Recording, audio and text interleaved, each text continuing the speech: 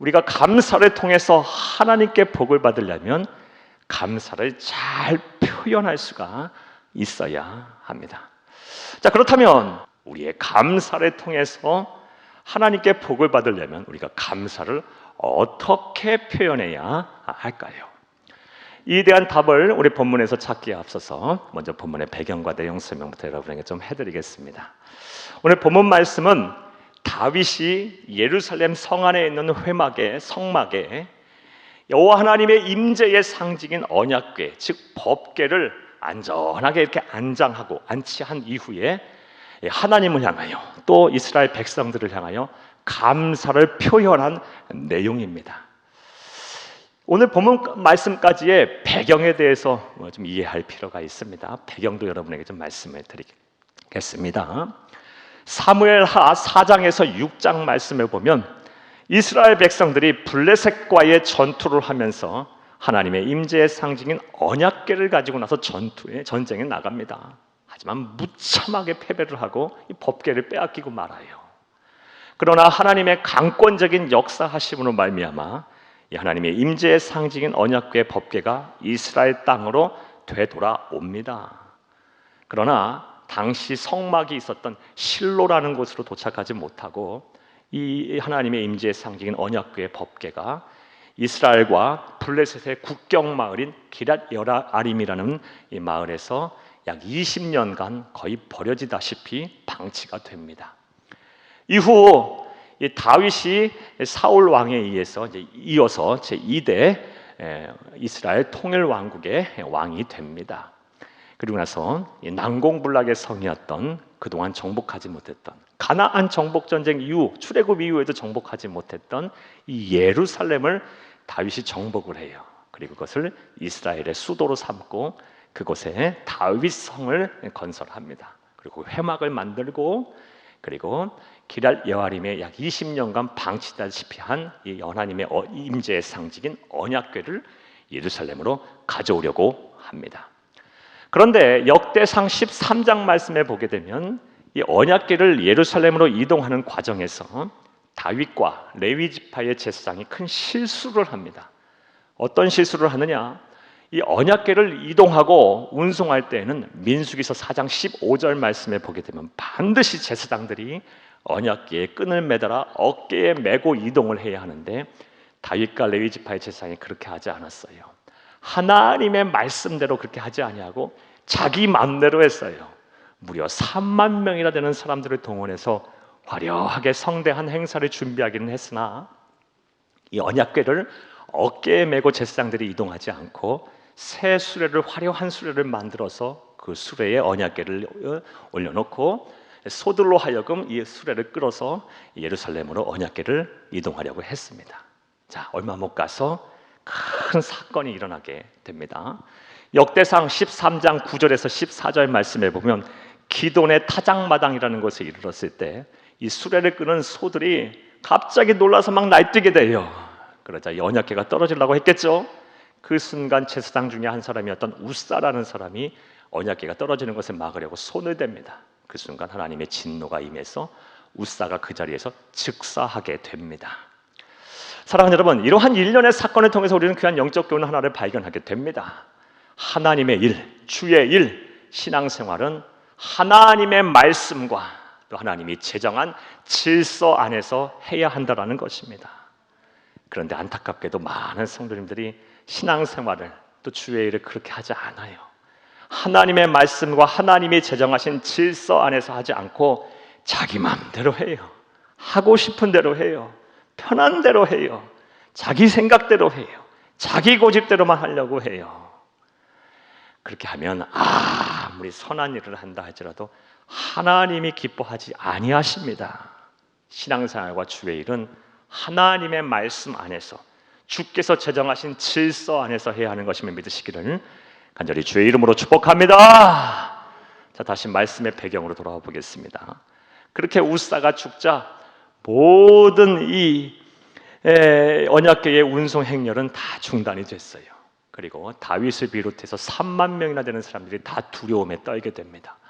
이 예루살렘 성으로 이 언약궤를 못 들고 오는 거예요. 그리고 그 인근에 있었던 가드 사람 오벤 에돔의 집으로 이 언약궤를 급하게 이동을 합니다. 자, 그리고 나서 이제 3개월이라는 시간이 지났습니다. 3개월이라는 시간이 지나자 다윗이 이제는 다시 언약궤를 예루살렘 성 안으로 들여와야겠다라고 결심을 합니다. 그리고 이전에 실패를 교훈 삼아 이번에는 철저하게 하나님의 말씀을 지키면서 이 언약궤를 성 안으로 들고 옵니다. 칠상들이 끈을 메어 어깨에 메어 이동하였고, 그리고 육보 나갈 때마다 전진하며 하나님 앞에 감사 예물을 드렸으며, 그리고 살찐 소를 잡아서 번제와 화목제물을 드리면서 하나님의 법궤를, 임재의 상징 법궤를 성 안으로 드리게 됩니다. 이렇게 안전하게 하나님의 임재의 상징인 언약궤가 예루살렘 성 안에 들어오게 되자 이제 다윗이 하나님을 향하여 그리고 이스라엘 백성들을 향하여 감사를 표현합니다. 그 내용이 오늘 본문 말씀입니다. 자, 이렇게 오늘 본문 말씀에 대한 내용과 또 배경을 이해를 가지고 이제부터 생각을 해보겠습니다.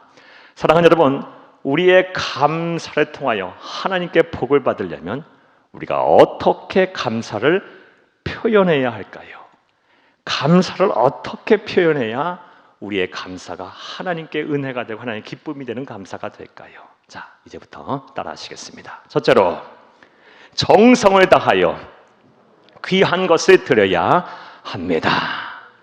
우리가 감사를 표현할 때 살아계신 하나님께 감사를 표현하고, 또 우리가 감사의 대상들이 많죠. 이 감사의 대상들에게 감사를 표현할 때, 감사는 표현할 때 완전해지는 것인데, 감사를 표현할 때 어떻게 표현해야 합니까? 어떻게 표현하는 게 성경적입니까? 귀한 것을 정성을 다하여 하나님 앞에 드리고, 또 감사의 대상에 드림으로 우리의 감사를 표현해야 합니다. 오늘 본문 말씀 1절을 함께 읽겠습니다.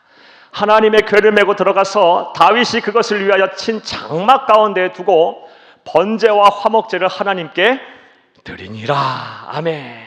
예. 안전하게 여호와 하나님의 임재의 상징인 법궤를 성막 안에 두고 하나님 앞에 감사를 드리는데 어떻게 감사드렸어요? 번제와 화목제물로 드렸어요. 화목제로. 번제와 화목제는 같이 살찐 소를 잡아서 각을 뜨고 태워서 남김없이 하나님 앞에 드리는 것을 말해요. 그러니 다윗이 얼마나 좋은 것, 귀한 것으로 하나님 앞에 드렸겠어요. 소 중에서 가장 아름답고 흠이 없고 건강하고 기름진 것을 아마 드렸을 거예요. 그래, 이렇게 하기를 역대상 16장 40절 말씀에 보면 아침 저녁으로 2번씩 해요. 예. 귀한 것을 정성을 다하여 하나님 앞에 감사로 하며 드리며 감사를 표현한 것입니다. 따라서 저와 여러분 또한 이 모범적인 신앙인 이 다윗의 감사의 표현을 본받아 우리 또한 하나님에게, 그리고 감사를 표현할 대상에게 어떻게 귀한 것을 드려서 감사를 표현해야 할 줄로 믿습니다. 감사는 생각으로 하는 게 아니에요. 감사는 마음에 두는 것이 아니에요. 감사는 표현할 때 완전해지는 것입니다. 자, 그렇다면 또 생각을 해보겠습니다. 귀한 것을 드려서 감사를 표현하라 그랬는데 귀한 것의 기준은 뭘까요? 우리가 일반적으로 생각할 때 귀한 것이라고 하면 비싼 것, 진귀한 것, 보기 어려운 희귀한 것을 귀한 것이라고 생각하기 쉽습니다. 물론 그런 이유도 있겠죠. 근데 정말 하나님께서 그런 것을 귀하게 여기실까요? 다행스럽게 이에 대해서 이 땅에 오신 하나님이신 예수님께서 우리에게 말씀을 주셨습니다.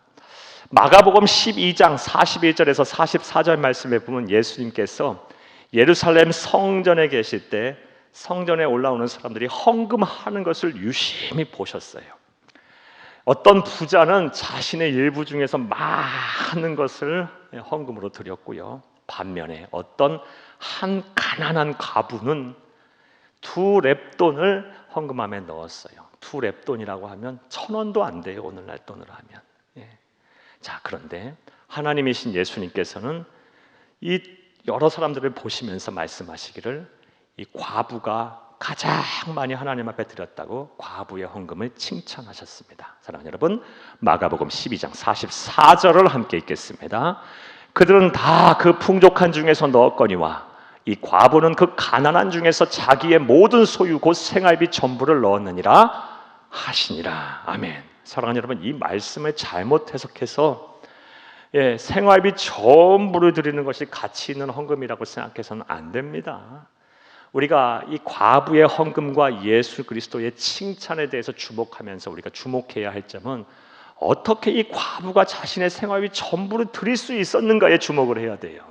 그 마음에 주목을 해야 돼요. 그 마음가짐에 주목을 해야 돼요.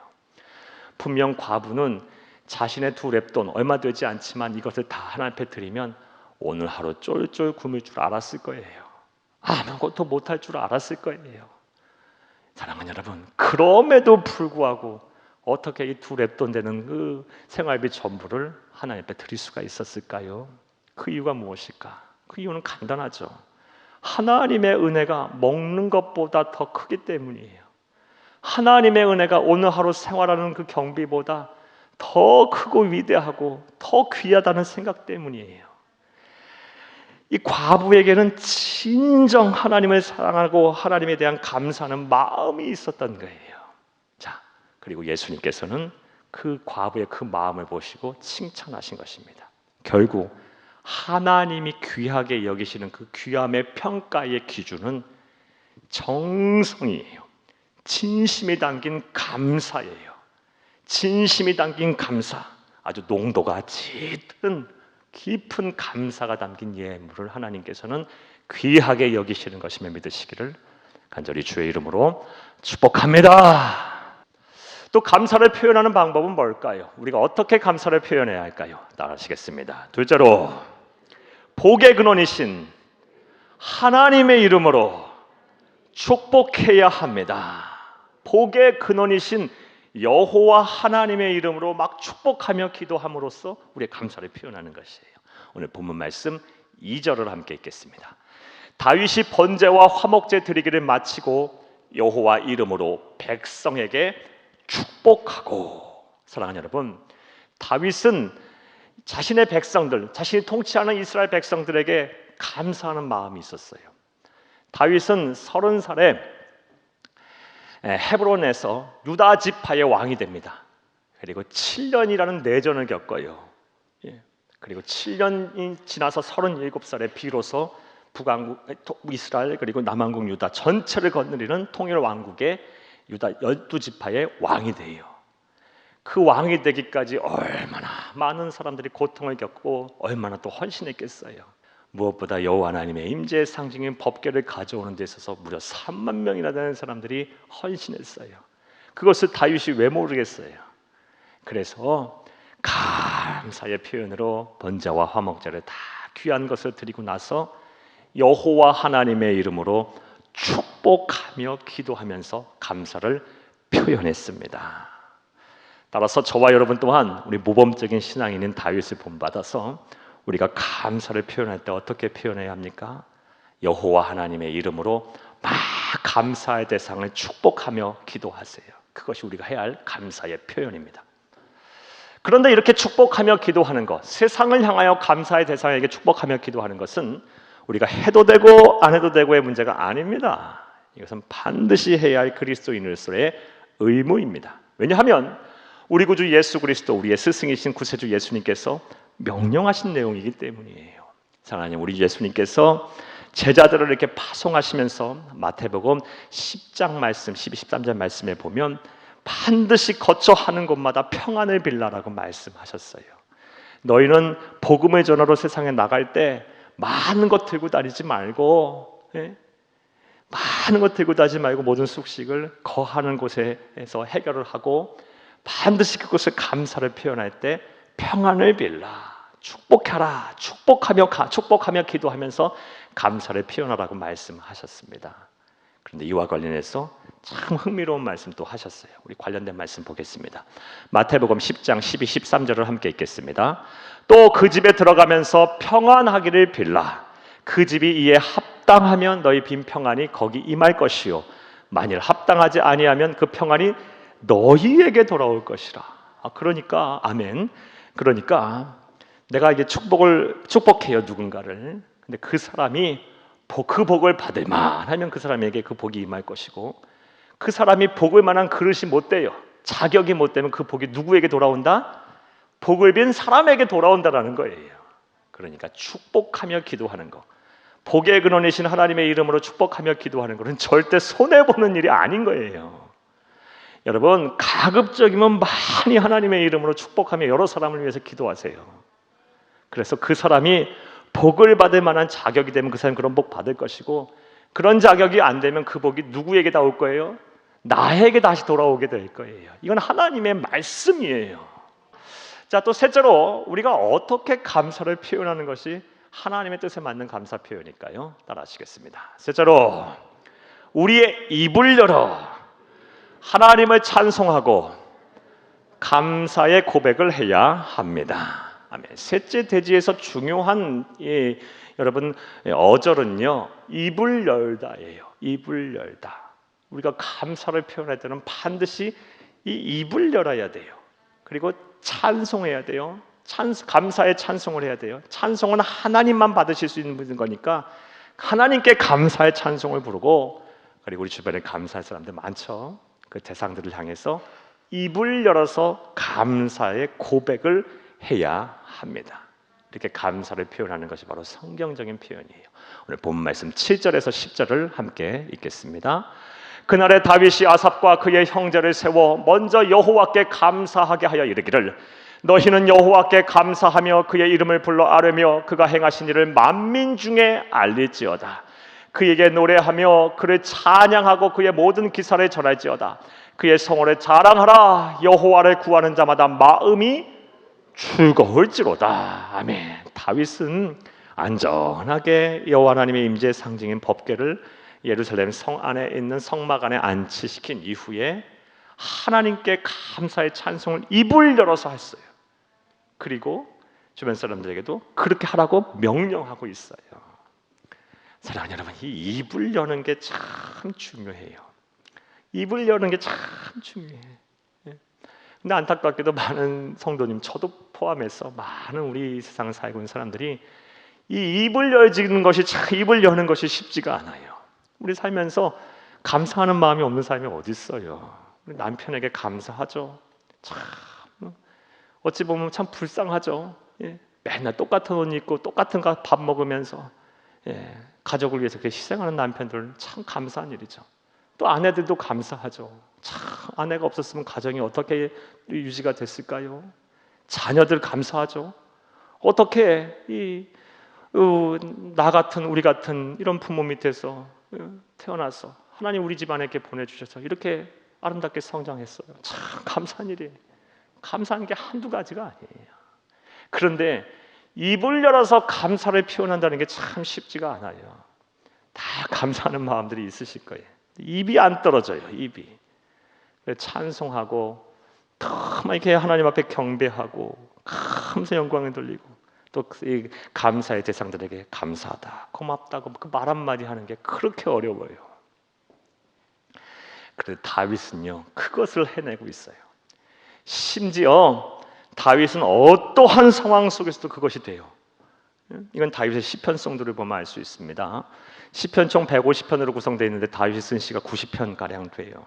근데 그 90편 가량 시들은 똑같은 장르가 없어요.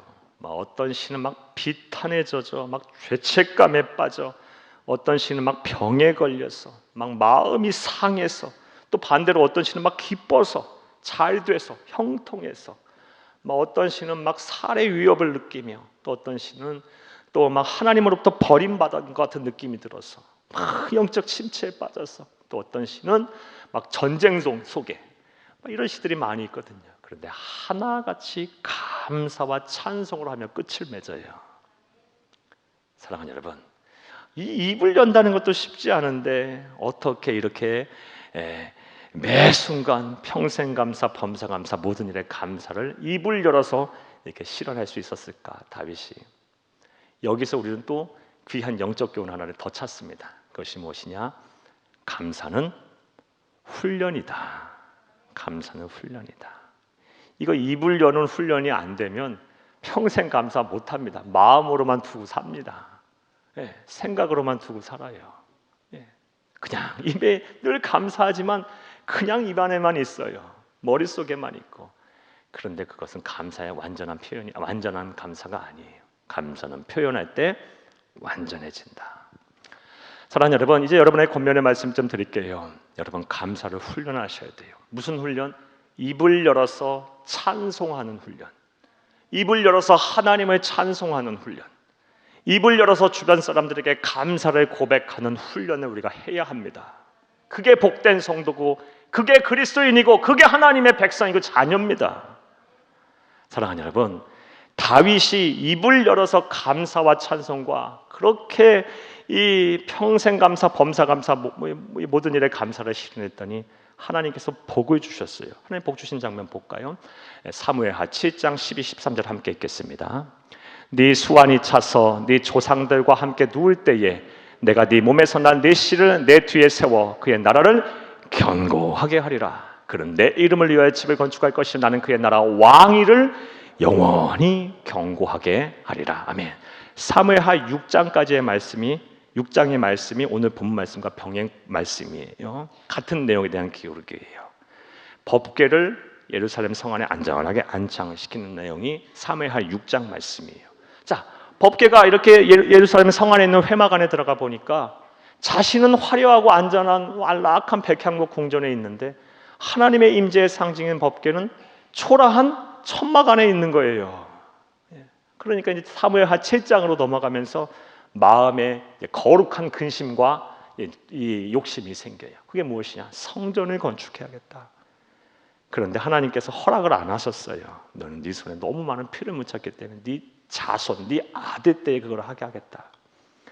그러면서 섭섭하지 않으려고 그 감사와 찬송, 입을 열어 그렇게 감사와 찬송하는 그 감사를 실현하는 고백하는 다윗을 향하여 계약을 맺으시는 게 바로 우리가 읽은 말씀이에요. 사무엘하 7장 12, 13절 영원토록 너의 왕위를 견고하게 하겠다, 지키겠다. 이 말씀이 지금도 실현되고 있어요. 이스라엘 12지파 중에서 남은 지파는 뭐예요? 유다 지파밖에 없잖아요. 우리 지금 유대인들이라고 부르잖아요. 주이시가 뭐예요? 유대 지파 사람들 아니에요. 나머지 11지파는 다 역사 속에 사라져 버렸어요. 다윗의 후손을 통해서 우리 구주 예수님께서 오셨고 그 후손들의 왕권, 왕위를 지키셔서 지금까지도 유지하고 계세요. 하나님의 말씀은 영원 불변입니다. 사랑하는 여러분, 입을 열어서 하나님을 찬송하고 또 주변 사람에게 감사를 고백하는, 그래서 감사를 표현하는 저와 여러분 되기를 간절히 주의 이름으로 축복합니다. 자, 이제 말씀을 맺겠습니다. 사랑하는 여러분, 오늘은 감사는 표현할 때 완전해진다라는 이 진리에 대한 말씀에 대해 생각을 해봤습니다. 특별히 우리가 이 감사의 표현을 통해서 하나님의 복을 받는 진정한 감사의 표현이 무엇인지에 대해서는 또 말씀을 여러분에게 드렸어요. 먼저 여러분, 귀한 것을 정성을 다하여 드림으로 감사를 표현하세요. 먼저는 하나님께 그렇게 하세요.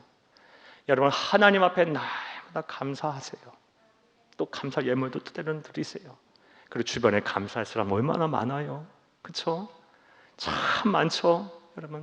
여러분 떠오르는 사람이 다 감사의 대상이에요. 그 사람들에게 마음을 다해서 정성을 다하여 드림으로 감사를 표현하세요. 또한 여호와 하나님의 이름으로, 복의 근원이신 여호와 하나님의 이름으로 축복하며 기도하세요. 그게 감사에 우리 해야 할 표현이에요. 그래서 그 사람이 받을 만하면 그 복을 받을 것이고, 받지 못할 자격이 없는 것 같으면 다 내게로 올 거예요. 다 내게로. 우리 예수님의 말씀이니까 반드시 이루어지겠죠. 나아가 입을 열어야 합니다. 입을 열어야 돼요. 우리의 입을 열어서 하나님께 감사의 찬송을 하고 주변 사람들에게, 주위 사람들에게 감사를 고백하세요. 자꾸 훈련하세요. 그러면 반드시 이 감사의 우리의 표현을 통해서 하나님께서 복을 주실 것이고, 감사가 더 큰 감사를 낳게 하실 것입니다. 나아가 우리의 삶의 지경이 하늘 행복으로 가득한 하나님의 나라 천국이 되게 하실 것입니다. 이런 은혜와 복이 저와 여러분의 복이 되기를 간절히 주의 이름으로 축복합니다.